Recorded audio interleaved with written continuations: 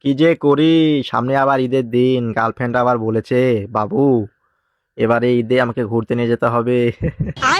পকেটে কোনো টাকা পয়সা নেই, কি যে করি। বাসায় বললাম যে বাবা কিছু টাকা দাও, ঈদে মার্কেট টার্গেট করতে হবে। ঘাড় ধাক্কা দিয়ে বের করে দিল। আহ, কি যে করি, কি করি কি। ছেলেদের কোনো মূল্য নেই গো, টাকা ছাড়া ছেলেদের কোনো মূল্য নেই, কেউ মূল্য দেয় না। এই কষ্ট আমি কাকে দেখাবো। আহ কিন্তু একটা বিষয় খুব জরুরি, হ্যাঁ। বিয়ের সময় ছেলেদের মূল্য দেয় সবাই, বিয়ে করতে গেলে 3 লাখ 5 লাখ 10 লাখ, হ্যাঁ। তার আগে কেউ মূল্য দেয় না, টাকা না থাকলে কেউ মূল্য দেয় না গো।